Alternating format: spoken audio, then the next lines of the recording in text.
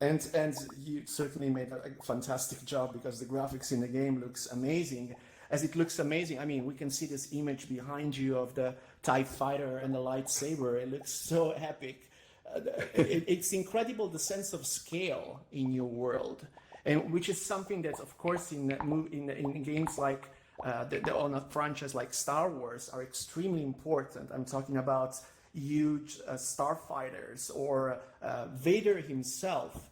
The physicality of Vader getting close to you is so frightening. I mean, how did you achieve this kind of level of fidelity? Sometimes the VR games are, you feel too small or too big compared to the world, and sometimes you can see that the scale of the world is a bit off with different assets that are too big if compared to the real world. In Vader Immortal looks just right, and this is a fantastic achievement. Can you please tell us a little bit more about this?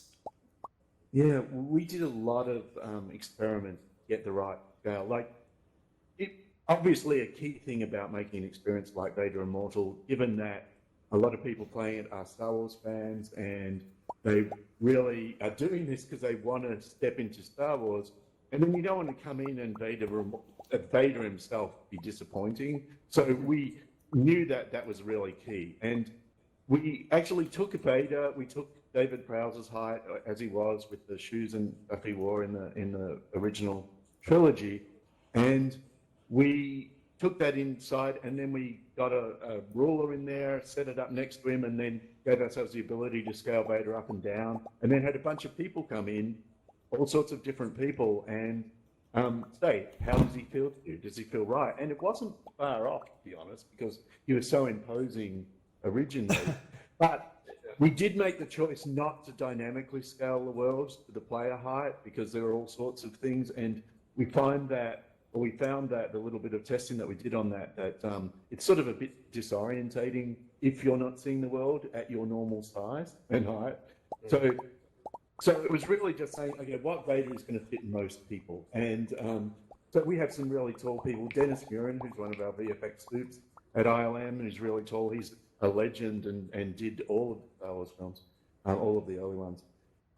He was like, wow, Vader looks a little bit, he's smaller than I thought. And I'm like, Dennis, you're the same size as him.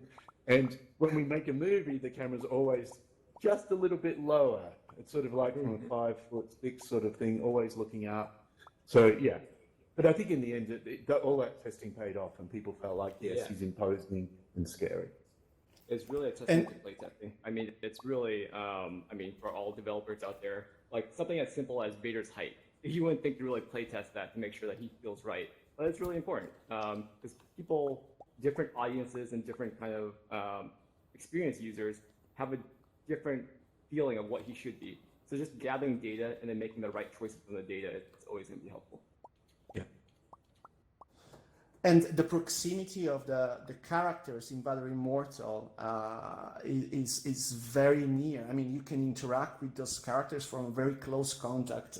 And I can imagine that getting the motion capture session right has been quite of a challenge for you, because you can literally see every single movement of every muscle and every facial interaction with the characters and the non-playing characters in game. Do you have any stories about lessons learned or some specific kind of strange techniques that you had to adopt in order to create an effective motion capture for Vader Immortal? I think that's something that we can continue to get better at, honestly. One thing that we were lucky enough to have was a great team of animators led by Colin Hannon and Chip Carl on the experience. And so a common mistake we made during motion capture was not getting the characters close enough. And you really have to essentially make sure you are always, luckily we're doing motion capture at Industrial Light and Magic, and we have a virtual cinema set up there that allows us to really, did I jump then? Sorry. That allows us to look through a virtual camera at all times and that sort of thing. So it was a matter of very carefully putting that virtual camera where the player was going to be. Staging things like you're in a play, it was probably more like a play than the movie staging that, I was certainly used to.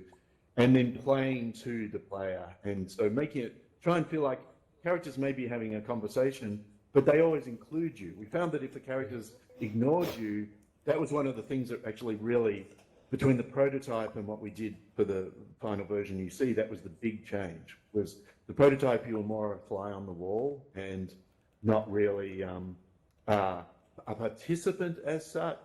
And it was just, you felt disappointed because these characters were standing there ignoring you, and you've been hoping for years to get your chance to stand next to Darth Vader, and he just ignores you. It's not very satisfying. So that was definitely a key thing, making sure they pay attention to you. And we'd always we would film, we would do the motion capture session, go back. John and the team would get that into our experience. And then we'd go in there and say, oh man, they aren't turning to us enough. And we rework the line so that the line might then reference the player a little bit more, talk about their ancestry, talk about some aspect that ties them. And we change the staging.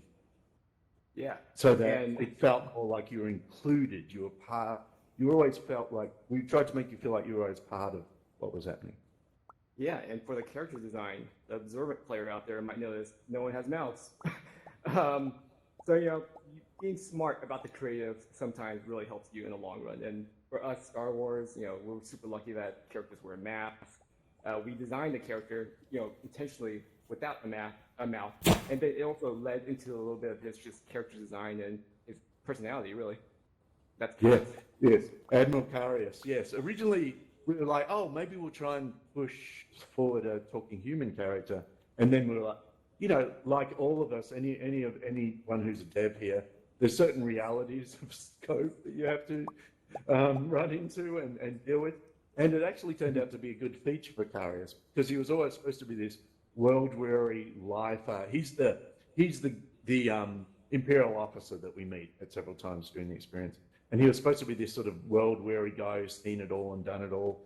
And when we said, okay, well, we probably won't be able to have him talking or whatever, we're like, oh, great, well, he's undergone some cataclysmic injury that sort of slashed across his body. And it made him a bit more sinister as well, which was helpful. Yeah, actually, picture's gone now, but a funny story about how we animated Zoe, because she is a character that hovers and kind of moves around the world on a little hover thing. Our mocap actress actually was on a hoverboard throughout the mocap session, so that her lower body was nice and stationary, so it felt like once she's in character, it actually gave her a lot of character as a mocap actress too, to kind of move around on the hoverboard. So that was something that we kind of just discovered during the middle of development.